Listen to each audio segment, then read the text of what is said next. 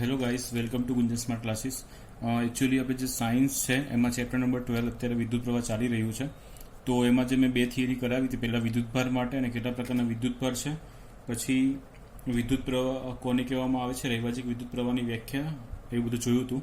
અને વિદ્યુત પ્રવાહમાં પણ આપણે વિદ્યુત પ્રવાહની વ્યાખ્યા, વિદ્યુત પ્રવાહના સૂત્ર, એના એકમ, વિદ્યુતભારનો એકમ શું છે, વિદ્યુત પ્રવાહનો એકમ શું છે, ની વ્યાખ્યા જોઈ હતી, એ બધું જોયું હતું. તેના પછી દાખલા પણ આવે છે, તો દાખલા તમને ખાસ આવડવા જોઈએ. તો પહેલાં તો મેં અહીંયા તમને દેખાય છે કે 4 સૂત્ર લખેલા છે. તો અત્યારે સ્ટાર્ટિંગમાં જે વિદ્યુત પ્રવાહ અને વિદ્યુત ભાર માટે જે સૂત્ર છે તે અહીંયા મેં લખેલા છે. આ 4 સૂત્ર તમને ખાસ આવડવા જોઈએ. તો સિમ્પલ એક સૂત્ર છે Q બરાબર NE, બરાબર. જે Q શું છે એ તમને બધી ખબર હોવી જોઈએ કે Q શું છે, એક પ્રકારનું શું છે, વિદ્યુત ભાર છે, બરાબર. એમાં ઇલેક્ટ્રોન હોઈ શકે. બે પ્રકારના વિદ્યુત ભાર આપણે જોયા હતા, ધન વિદ્યુત ભાર અને ઋણ વિદ્યુત ભાર. તો અહીંયા Q શું છે, વિદ્યુત ભાર છે. તો પછી N શું છે, વિદ્યુત ભારની સંખ્યા, બરાબર. N શું છે, કોઈ પણ વિદ્યુત ભાર હોય, ઇલેક્ટ્રોન હોય તો ઇલેક્ટ્રોનની સંખ્યા, અથવા વિદ્યુત ભાર હોય તો વિદ્યુત ભારની સંખ્યા. તો અહીંયા ખાલી હું સંખ્યા લખું છું. અને E શું છે, એક પ્રકારનો ઇલેક્ટ્રોન છે. એનો મતલબ કે અહીંયા જે સંખ્યાનો યુઝ થાય તે ઇલેક્ટ્રોનની સંખ્યા શોધવા માટે N યુઝ થાય છે. તો આના પરથી પણ દાખલા પૂછાય. તમને વિદ્યુત ભારની કિંમત આપેલી હોય અને ઇલેક્ટ્રોનની કિંમત આપણને ખબર છે કેટલી છે, 1.6 × 10⁻19 અને કુલમ વિદ્યુત ભારનો એકમ છે. એ આપણે શીખી ગયા છે, ખાસ યાદ રાખવાનું. કુલમ કોનો એકમ છે, વિદ્યુત ભારનો. તો તમને વિદ્યુત ભારની કિંમત આપી હોય, E ની કિંમત આપી હોય, તો તમને એવું કહે કે ઇલેક્ટ્રોનની સંખ્યા કેટલી, તો N શોધવાનું. તો આ બંનેમાં કિંમત મૂકી દેવાની અને E ને છેલ્લે ક્યાં લઈ જવાનું, નીચે લઈ જવાનો, રાઈટ. તો આના પરથી પણ દાખલો થાય છે. એવી રીતે બીજું એક સૂત્ર હતું I બરાબર Q/T. જ્યાં T સમય છે, Q શું છે, વિદ્યુત ભાર, હમણાં જોયું જસ્ટ. અને I શું છે, તો I વિદ્યુત પ્રવાહ છે. તો અહીંયા હું લખી દઉં છું, શું છે I, વિદ્યુત પ્રવાહ. તો આ એક મોસ્ટ આઈમ્પી સૂત્ર છે. આમાં તમને સમય આપેલો હોય, વિદ્યુત ભાર આપેલો હોય, તો તમને વિદ્યુત પ્રવાહ શોધવાનું કહે તો આ પરથી સૂત્ર લેવાનું. અથવા તો I આપેલો હોય, T આપેલો હોય, બરાબર. આનો એકમ શું હતો, એમ્પિયર. શું હતો, વિદ્યુત પ્રવાહનો એકમ એમ્પિયર. એકમ પરથી પણ ઓળખી જવાય કે કોની કિંમત આપી છે, તો I ની કિંમત એમ્પિયરમાં હોવી જોઈએ, રાઈટ. પછી આ Q બરાબર IT. આ T છે તે અમે ઉપર લઈ જાઓ, ગુણાકાર કરો, ચોકડી ગુણાકાર, તો Q બરાબર IT. તો આ ત્રીજું સૂત્ર બને. અને ચોથું સૂત્ર છે, તો Q ની જે કિંમત છે એરિયા NE, બરાબર, તે આ સૂત્રમાં તમારે મૂકી દેવાની. એટલે જે છેલ્લું સૂત્ર છે તે તમારું આવું બની જાય કે Q બરાબર NE, તો I બરાબર NE/T. તો આવી રીતે 4 સૂત્ર છે. તો એવી રીતે તમને એક ઉદાહરણ આપ્યું છે, ઉદાહરણ 12.1. તેમાં જે કિંમત આપી છે તે અહીંયા હું લખી દઉં છું, અને દાખલો કેવી રીતે કરવાનો એ આપણે જોઈએ. ઓકે, ધ્યાનથી જોતા રહેજો, સાંભળજો. મોસ્ટ આઈમ્પી ચેપ્ટર છે આ. ઓકે, તો કોઈ વિદ્યુત બલ્બના ફિલામેન્ટ અથવા તારમાંથી, વિદ્યુત બલ્બ તમે જોયો છો, પેલો ગોળો આવે પીળા કલરનો તે, ને ફિલામેન્ટ એટલે કે એની અંદર છે ને એક તાર વીટેલો હોય છે, અમુક ઉડી જાય તો કાળા કલરનો થઈ જાય છે, તો એને ફિલામેન્ટ કહેવાય અને એને તાર પણ કહી શકાય.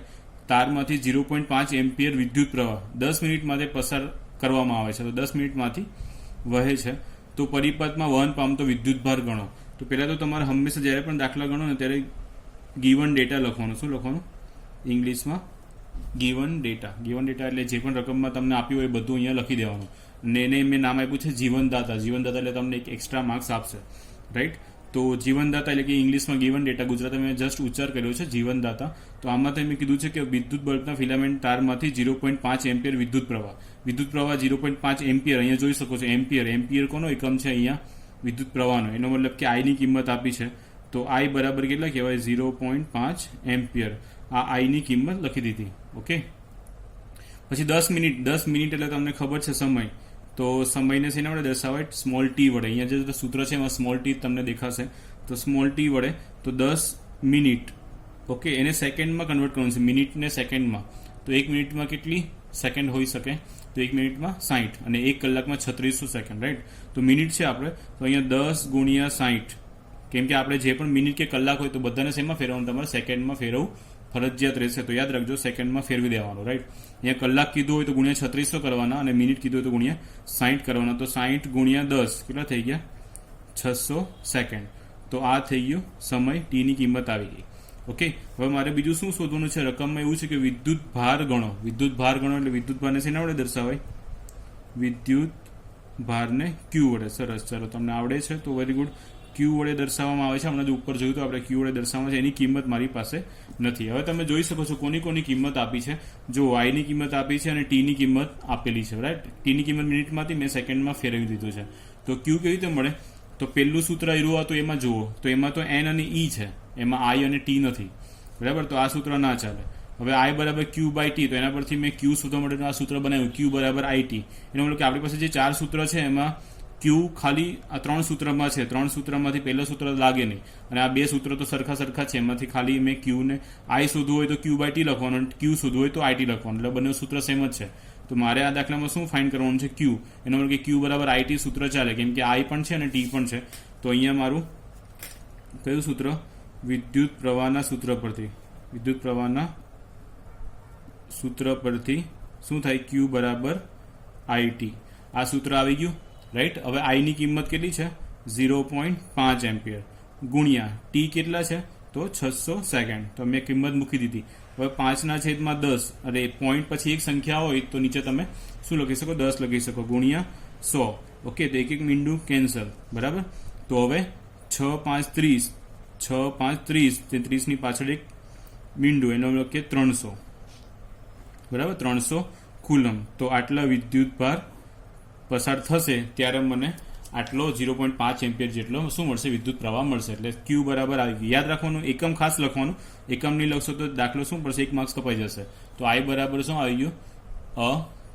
કુલમ. સોરી, આઈ બરાબર નહીં, ક્યુ બરાબર કેટલા આવે? 300 કુલમ. તો આ સી એટલે કુલમ છે. તો આટલો વિદ્યુત ભાર પરિપથમાંથી પસાર થાય. છેલ્લે એક વાક્ય લખી દેવાનું કે પરિપથમાંથી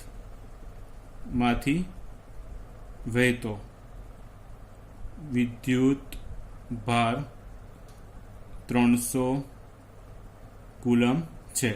હવે તો તમે વાક્ય લખી દેશો એટલે તમારો દાખલો અહીંયા પૂરો થઈ જાય. તો આ તો ઉદાહરણ 12.1. હજી પણ સમજ ના પડી હોય તો પૂછી લેજો. ફરીથી એકવાર કહી દઉં તમને કે રકમ જે હોય તેના પરથી એકમ પરથી તમને ખબર પડી જાય કઈ કિંમત આપેલી છે. અને આ સૂત્ર મેં જે લખ્યા છે તો વિડીયો પરથી તમે ખાસ કરીને નોટમાં લખી દેજો. આ 4 સૂત્ર મોસ્ટ આઈએમપી છે. અત્યારે જે ટોપિક ચાલે છે એના માટે એક માર્ક્સમાં પણ પૂછાઈ શકે છે અમુક વાર.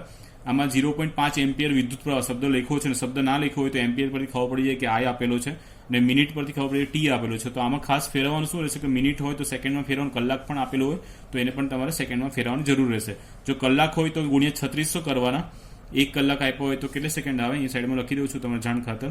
1 કલાક બરાબર 3600 સેકન્ડ. તો તમને 2 કલાક આપ્યો હોય તો ગુણ્યા પાછળ 3600 કરી દેવાના. પણ અહીંયા મિનિટ આપી છે તો 1 મિનિટ બરાબર કેટલા સેકન્ડ હોય આપણી પાસે? 1 મિનિટ બરાબર 60 સેકન્ડ, રાઈટ.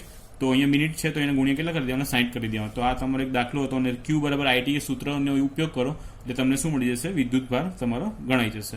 તો આ એક દાખલો હતો 12.1. પછી એક સિમ્પલ વાક્ય છે, મોસ્ટ આઈએમપી વાક્ય છે. આમાં દાખલો જ છે પણ ખબર ના પડે કે દાખલો છે કે થિયરી છે, રાઈટ. તો રકમ જો વાંચું છું કે 1 કુલમ વિદ્યુતભારની રચના કરતા ઇલેક્ટ્રોનની સંખ્યા ગણો. હવે સોલ્યુશનમાં તમને રકમ પરથી જ ખબર પડી જાય કે 1 કુલમ, આમાં આંકડામાં નથી લખ્યું, 1 કુલમ વિદ્યુતભારને શેના વડે દર્શાવાય? બધાને ખબર છે કે વિદ્યુતભારને શેના વડે દર્શાવાય? ક્યુ વડે, બરાબર. તો ક્યુ બરાબર 1 કુલમ એટલે કે 1 સી, 1 સી એટલે 1 કુલમ થઈ ગયું. એના મતલબ કે ક્યુની કિંમત કેટલી થઈ? 1, રાઈટ. પછી રચના કરતા ઇલેક્ટ્રોનની સંખ્યા ગણો. એનો મતલબ કે ઇલેક્ટ્રોનની સંખ્યા શેના વડે દર્શાવાય? એન વડે દર્શાવાય. એની કિંમત આપણને ખબર નથી. તો આ જ્યારે આવું એન શોધવાનું ત્યારે એક જ સૂત્ર છે, ક્યુ બરાબર એની લેવું પડે. તો એના માટે ઇલેક્ટ્રોનની કિંમત છે એ પણ મારે લખવી પડશે ને યાદ રાખવી પડશે કે ઇલેક્ટ્રોન ઈ બરાબર 1.6 ગુણ્યા 10⁻19. આ કિંમત તમારે ખાસ યાદ રાખવાની. ઓકે, તો દાખલો થશે. તો ક્યુ બરાબર એની સૂત્રનો ઉપયોગ કરો તો એન ને કરતા બનાવશો તમે તો એન બરાબર, કેમ કે ઇલેક્ટ્રોનની સંખ્યા એન ગણવાની છે મારે. ઓકે, તો એન ને કરતા ગણાવો તો આ ઈ ક્યાં જાય? છેદમાં જતો રહેશે. તો ક્યુના છેદમાં ઈ આવી રીતે થઈ ગયું. ક્યુના છેદમાં ઈ આવી ગયો.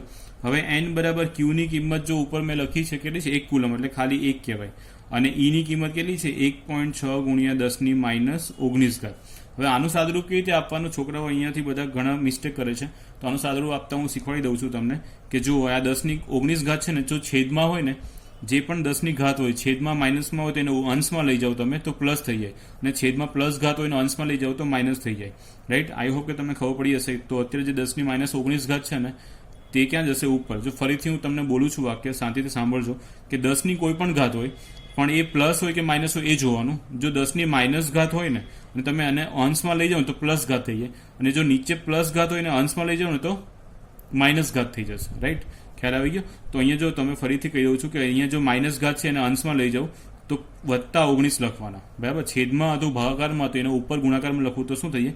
+19. અને અહીંયા જે બાકી છે તે શું છે? 1/1.6 આટલું તો હજુ બાકી જ છે, રાઈટ. હવે જો ફરીથી 1.6 હોય તો છેદમાં મારે શું લખવું પડે? 10 લખવા પડે. મેં કીધું પોઈન્ટ દૂર કરવા હોય તો છેદમાં શું લખવા પડે? પોઈન્ટ વાળું હોય, એક પોઈન્ટ પછી એક સંખ્યા હોય તો 10 લખવાના, અને એ 10 ક્યાં લઈ જવું? છેદનું છેદ ઉપર જતું રહેશે, એટલે 10 ભાગ્યા કેટલા થઈ જશે? 16, અને અહીંયા આવશે 10/19, બરાબર. એટલે 10 ભાગ્યા 16 છે, તો તમારે શું કરવાનું કે 10 ભાગ્યા 16 કરી જોવાના, રાઈટ. તો 10 ભાગ્યા 16 તમે કરશો ને તો 0.625 આવું આવશે. રફમાં કરી જોજો 10 ભાગ્યા 16 તો કેટલા આવશે? 0.625. ભાગાકાર તમને આવડવો જોઈએ, અને ગુણ્યા કેટલી ઘાત છે? 10/19. હવે આનો એકમ કોઈ નહીં આવે, કેમ કે આ તો શું છે? સંખ્યા છે, ને સંખ્યાનું કોઈ એકમ ના હોય. એનો મતલબ કે ઇલેક્ટ્રોનની કેટલી સંખ્યા હશે? 0.625 ગુણ્યા 10/19. અને આજુ પોઈન્ટ દૂર કરવો હોય તો એ જ્યારે ક્લાસીસ ચાલુ થશે ત્યારે હું તમને સમજાવીશ ડિટેલમાં બોર્ડ પર. અત્યારે મોસ્ટ આઈએમપી છે, તમારે ખાસ લખીને યાદ રાખવું પડશે. તો 1 કુલમ વિદ્યુતભારની રચના કરવા માટે કેટલી ઇલેક્ટ્રોનની સંખ્યા જોઈએ? તો છેલ્લે અહીંયા તમારે લખવું પડશે વાક્ય કે 1 કુલમ વિદ્યુતભારની રચના કરતા ઇલેક્ટ્રોનની સંખ્યા 0.625 ગુણ્યા 10/19 છે. તો આ થઈ ગયું. એક ખાલી એક વાક્ય જ હતું, જો જસ્ટ ખાલી એક વાક્ય હતું કે 1 કુલમ વિદ્યુતભારની રચના કરતા ઇલેક્ટ્રોનની સંખ્યા ગણો. તો એના માટે મારે એક આખું પેજ થઈ ગયું. વિચાર કરો, એનો મતલબ કે આ જોરદાર દાખલો હશે અને મોસ્ટ આઈએમપી દાખલો છે. 2 માર્ક્સમાં કે 3 માર્ક્સમાં પૂછાઈ શકે એવી શક્યતા ખરી, રાઈટ. તો 2 માર્ક્સમાં અત્યારે આપણે કન્ફર્મ કરી લઈએ કે 2 માર્ક્સમાં પૂછે, ને જે હમણાં ઉદાહરણ કર્યું એ પણ 2 માર્ક્સમાં આવી શકે છે. તો તમારે ખાસ યાદ રાખવાનું, ફરીથી કહી દઉં છું કે 1 કુલમ વિદ્યુતભાર, તો તમને વિદ્યુતભારને શેના વડે દર્શાવો એ પણ આવડવું જોઈએ. વિદ્યુતભારને ક્યુ વડે દર્શાવે, એટલા માટે 1 કુલમ એટલે 1 C લખ્યું છે. ઇલેક્ટ્રોનની સંખ્યા શોધવાનું કીધી છે, તો n બરાબર મને ખબર નથી, અને ઇલેક્ટ્રોનની કિંમત આ ખાસ યાદ રાખવાની. ને એકમ અહીંયા જો મેં નથી લખ્યો, બરાબર, તો જો એકમ નહીં લખશો તો ભૂલ થશે, તો એકમ પણ લખવાનો કે E બરાબર 1.6 ગુણ્યા 10/-19 કુલમ. પછી Q બરાબર Ne, તો ઇલેક્ટ્રોનની સંખ્યા શોધવા માટે ફક્ત મારી પાસે આ એક જ સૂત્ર છે, અને બીજું એક I વાળું છે, પણ એમાં I અને T ની કિંમત નથી આપી. જે પહેલા 4 સૂત્ર હતું ને એમાં છેલ્લું સૂત્ર હતું, એ પણ તમે લઈ શકો છો, પણ એમાં ફક્ત I અને T નથી, આમાં Q જોઈએ. Q આપેલો છે, એટલે Q વાળું સૂત્ર ઉપયોગ કરવો પડશે.